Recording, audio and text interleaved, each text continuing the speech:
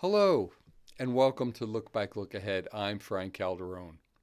Last week, ending March 21st, the major indexes continued to remain in decline as investors' concerns of inflation and tariff implications weighed heavily on the market.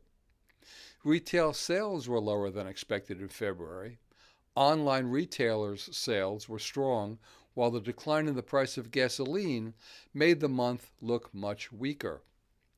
The housing market index was weaker than expected as builders are concerned with the effects of tariffs and the uncertainty regarding policy implementation, along with elevated construction costs. Business inventories were slightly lower in January. Housing starts were higher in February, while permits were lower. The Northeast saw the largest increase in housing starts, but saw the largest decline in permits. Import prices showed another increase in February. For the third consecutive month, there was an increase in industrial and manufacturing production. The Federal Reserve left the Fed funds rate unchanged at 4.25 to 4.5%, with the expectation of two 25 basis point cuts during this year.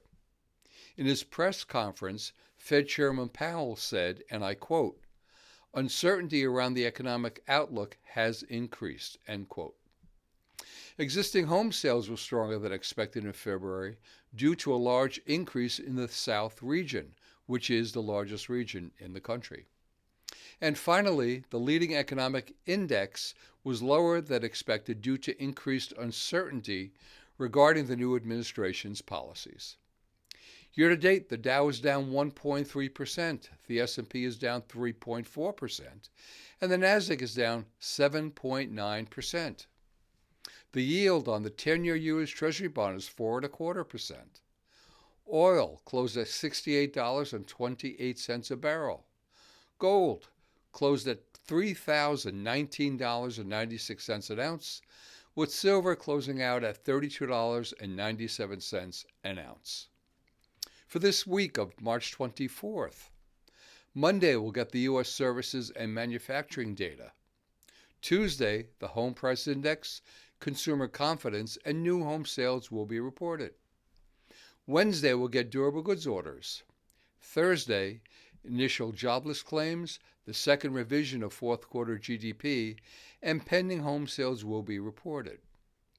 And on Friday, personal income, personal spending, consumer sentiment, and the PCE price index, along with core PCE, all will be reported.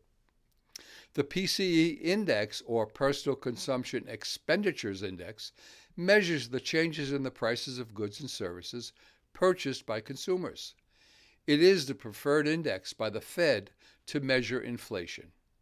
Core PCE excludes food and energy. And as always, we'll keep a watchful eye on these and any other events that may and will shape the markets. If you have any questions with anything you've heard in this video, please give us a call.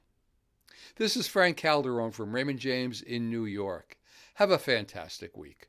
Be well, stay safe, and remember, always look ahead.